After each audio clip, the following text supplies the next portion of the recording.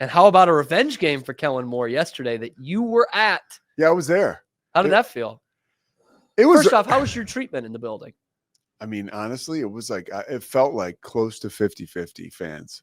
Yeah. It was almost like a Super Bowl when something would happen. I mean, there were certainly more Cowboys fans and obviously the Cowboys game day operations and music and all that stuff. So, but there were a lot of Eagles fans, man. It was kind of wild. And I'm not one of those guys who's like looking to talk a lot of shit, but like Me neither. Yeah. People were talking a lot. I mean, it was very friendly. It was very friendly. After the game, you know, I was there with Christy and I was like, stay close, because there was a group of Eagles fans who were just like set up outside their tailgate. There was a lot of them, and they were drinking. They were talking a lot of smack. And I was like, this is how fights start. Like outside in the parking lot, the sun is down. I didn't see anything happen, but yeah, I did not feel alone. I did not feel alone. It was almost weird. Did you get like shit talked at? Not one person. I got support from Eagles fans, and that was it. Not one. That's a huge difference of being here in Texas and going to see your teams play. Yeah. It just doesn't happen. Well, I think honestly, it's the Cowboys suck too. That's part of it. Yeah. It's definitely part of it. I can say I'm going to talk about this on my show, and I get a chance to talk to Mosley, but like I was in the line of that sun. I mean, it was blinding. It's straight up blinding. And the fans forget about, honestly, that's one thing nobody's talked about. Like, yo, dude, what about the paying customers that can't see the game that they came to see? And it's, oh, by the way, something you could handle with a snap of the finger. Draw the curtains. It's all good.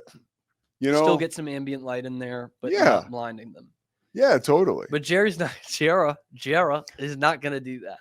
He basically throws his coach under the bus after the game because he says, "We know where the sun's going to be when we flip the coin."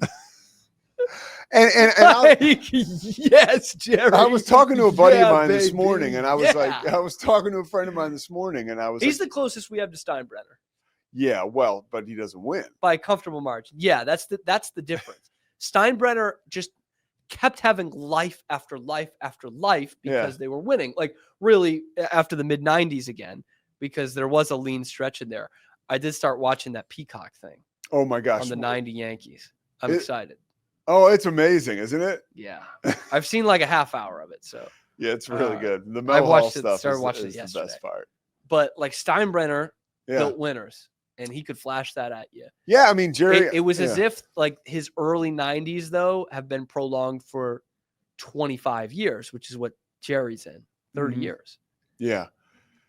Not good. I think the will and all the things that made him so successful are the things that are hurting him now. I also think the Cowboys, I know he owns the team, but it's sort of like a public trust, you know? And so it's a shame he's not more cognizant of that. And appointing a general manager or someone else that maybe is more skilled to do that job. Dude, there is nothing worse. I don't want to like really get in the feels for Cowboys fans, but there's nothing worse for the American sports fan than when your owner sucks. Oh, it's it. It's a death. And I was thinking about this when the Celtics went up for sale a few months ago. I have really been very, very blessed with my teams in my lifetime. The Red Sox ownership, I've got plenty of problems with right now, and I'm getting there with Patriots ownership.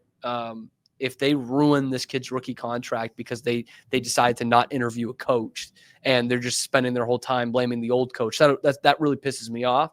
But for the most part, they've had great ownership, and no one's wanted to move the team. No one's wanted to cheap out completely until kind of the Red Sox now. You know, no one's had a huge ego that's getting in their way. It's the ultimate blessing to have actual good owners. It is the biggest deal. And ours, 3 of them are local guys. So that's huge. But there's no way out as a Cowboys fan. No, I was listening to 105.3 driving back from Dallas this morning. Yeah, there's something special about, by the way. So we get in the car after the game, because when you're at the game, you don't see or you don't hear all the analysis and stuff. So it is a lot of fun to get in the car after the game and put on the post game when you're in Yeah. traffic. So I I mean, like, did. oh yeah, that play did end up becoming big. I went something like old that. school yesterday. I put on the post game, driving home, and then in and out of Can you hear arguing that with over my it? girlfriend about like which way I should Yeah, go. maybe you can't. And then what did you say? I was wondering if you could hear the damn parade. Well, Can you look, guys keep it down? yeah, I know. Thank you. Kim. Thank you to It's the vets. It's a veteran. Keep it down. Trying to do work here. 21st floor. We're not that big time. The city is not that big time. Yeah, it is, man. The veterans are. I mean, they're rocking. I'm happy for the veterans. Yeah, I mean, Happy for the vets. Come on, Cam. Thank one. Thank one today. Thank a vet and thank Jason Tatum. Derek White. I'm not Derek thanking White, Jason but thank a Tatum. vet more profusely. I thought Tatum was killing them yesterday. Killing them. I was so pissed with his shot selection. You in the were fourth rage quarter. tweeting about that yesterday. I was. I didn't even bring it up in the Celtics segment. He ends up with like 32, and so it's like, okay, Tatum was the leading scorer, and it's like, but he was like 7 of 21, man. I don't know. Go ahead. You were going old school. So anyway, so I listened to the post game. You got to keep it on track for the thumbnail. I kept it on. I listened to the post game, but then this morning I was listening, same station driving home, and all the callers to that Sean and RJ show, the one where Jerry told him that he was going to find different guys to ask questions. Everyone was like, everyone, sell the team, Jerry, sell the team. Like, they're helpless, dude. They're Cowboys fans are desperate. It's not new. No, it's not new. But look, we're always as sports fans. And that's why they say fan. It's fanatical. Like, that's what it's all about. We are prisoners of the moment. Last year, I'll say it again, like, that team was set up.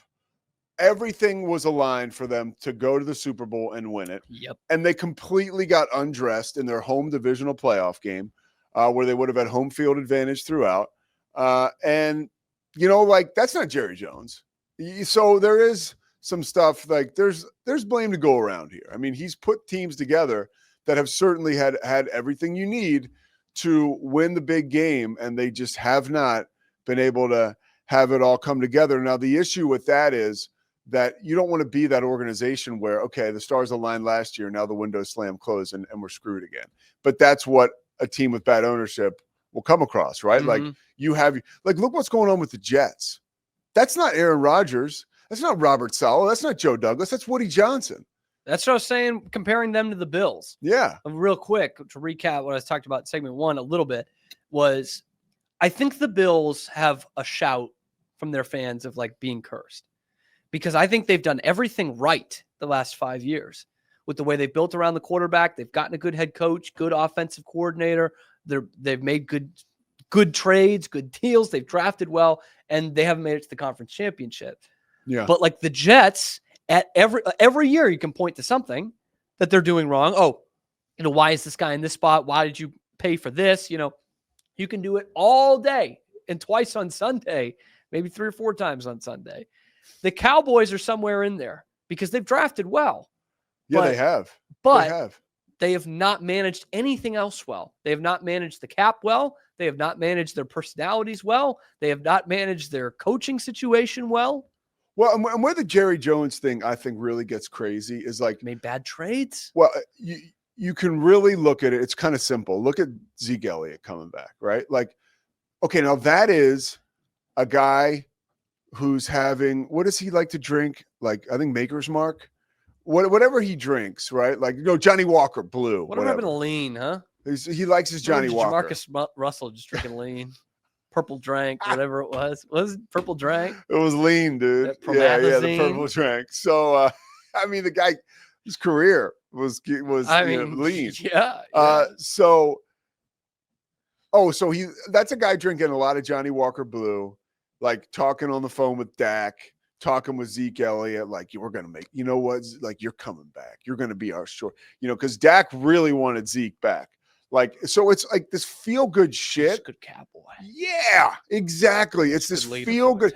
And worst case scenario, he'll be a leader in the locker room. Well, look, dude, the guy's not, he's terrible on the field. He's been terrible off the field.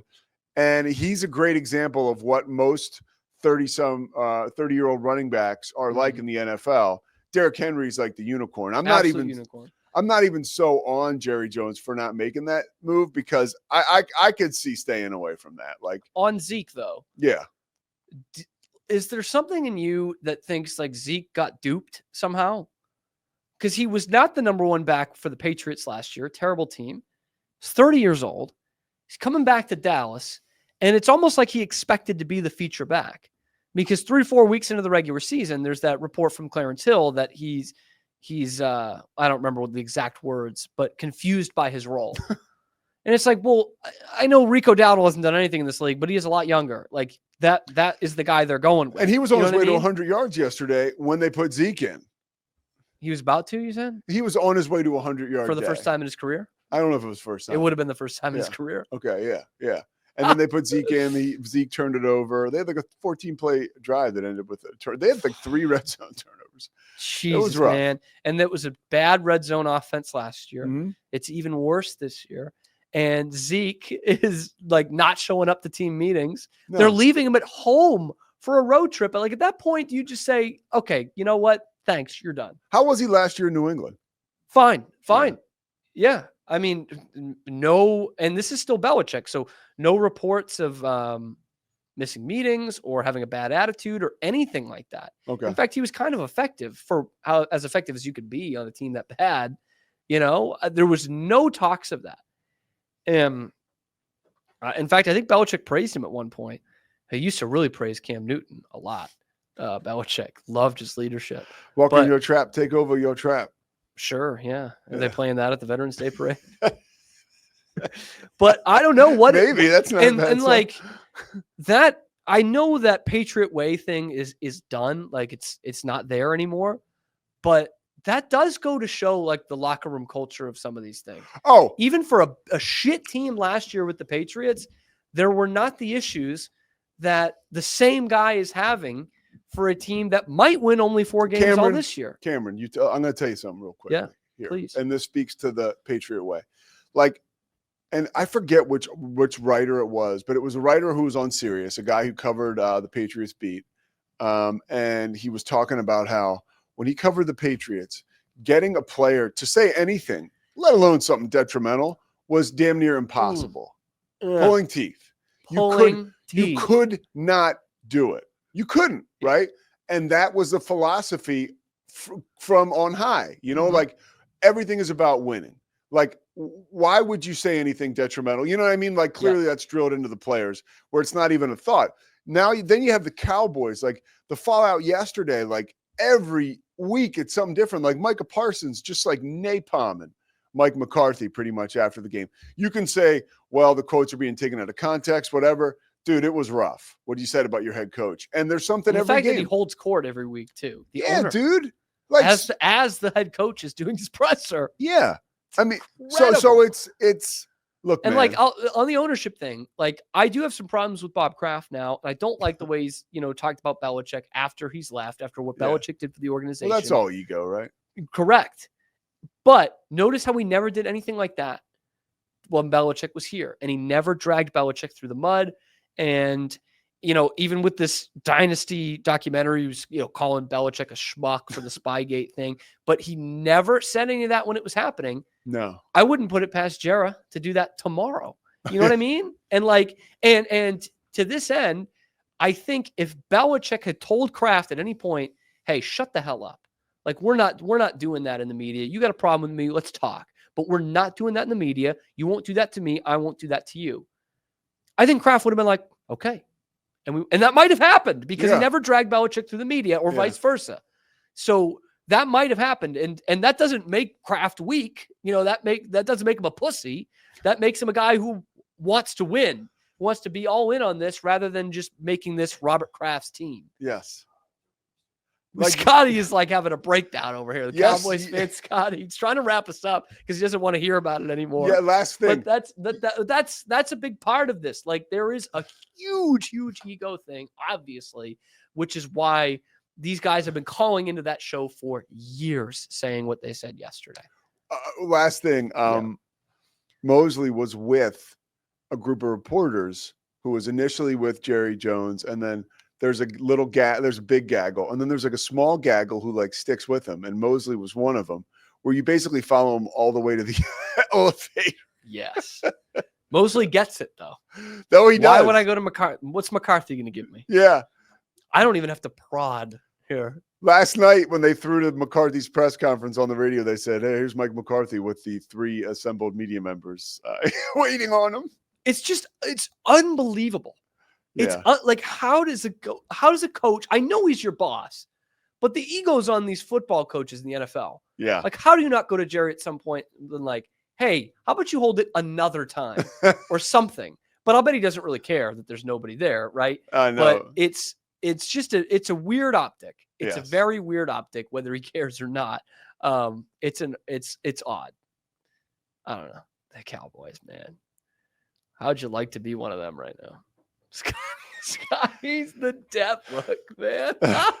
No, it does suck. Like I don't feel like a ton of pity for Cowboys fans nor fans that are fans of teams like the Cowboys, you know, whether it be the Lakers or the Yankees, or you could say it about the Boston teams if you're not from Boston, absolutely. But that does suck. That does suck that there's no escape from that. There's just not. I mean, you got to wait for the guy to die. But then Steven's going to be the GM. It's not even Steven Jerry, the owner, can survive if you have a hard-ass GM that knows what he's doing, and the same thing with the coach. But Jerry's the GM, and he handpicks these coaches. Yeah. There's a reason Jason Garrett stuck around for a decade. You know what I mean? Like, it's silly. That's Pete Sousa. Scotty needs a mental break from all of this.